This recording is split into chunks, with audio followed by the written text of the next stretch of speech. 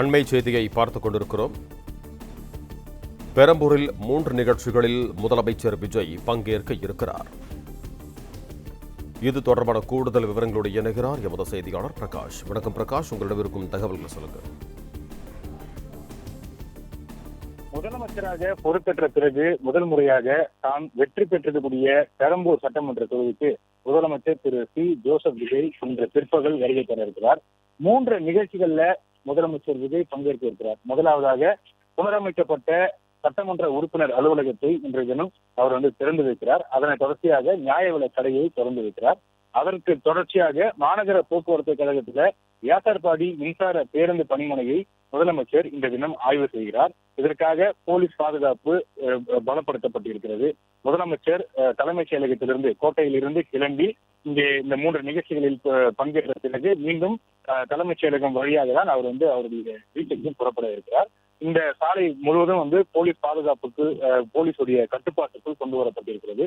முதலமைச்சர் பயணிக்கக்கூடிய அனைத்து சாலைகளிலுமே நூற்றுக்கணக்கான காவல்துறையினர் பாதுகாப்புக்காக பணியமர்த்தப்பட்டிருக்கிறாங்க. முதலமைச்சர் பயணிக்கக்கூடிய ஏற்கஞ்சேரி நெடுஞ்சாலை, முத்து முதலி தெரு, அதே போல அம்பேத்கர் காலேஜ் சாலை, அதே போல மகாகவி பாரதி நகர், வெஸ்ட் அவென்யூ சாலை உள்ளிட்ட எல்லா சாலைகளிலுமே 2 புறங்களிலும் பேரிகார்டுகள் அமைக்கப்பட்டிருக்கிறது. முதலமைச்சரை பார்க்க வரக்கூடிய பொதுமக்கள் பேரிகார்டுகளுக்கு பின்னால் நின்றுதான் பார்க்கக்கூடிய வகையில பாதுகாப்பு ஏற்பாடுகள் பலப்படுத்தப்பட்டு இருக்கிறது.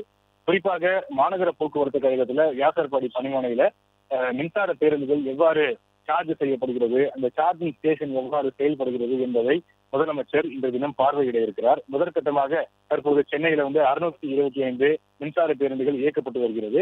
எதிர்கால திட்டமாக மேலும் 3000 பேருந்துகளை வாங்குவதற்கு அரசு திட்டமிட்டு இருக்கிறது.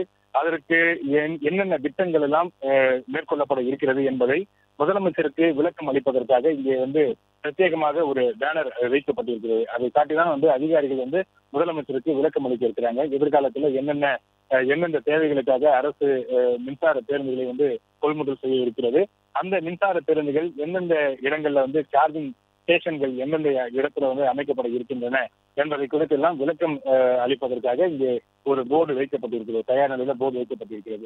இப்படியான இந்த நிகழ்ச்சிகள் ஏற்பாடு செய்யப்பட்டிருக்கிறது. முதலமைச்சர் செல்லக்கூடிய அனைத்து சாலைகளுமே போலீசாருடைய பாதுகாப்பு கட்டுப்பாட்டுக்குள் கொண்டு வரப்பட்டிருக்கிறது.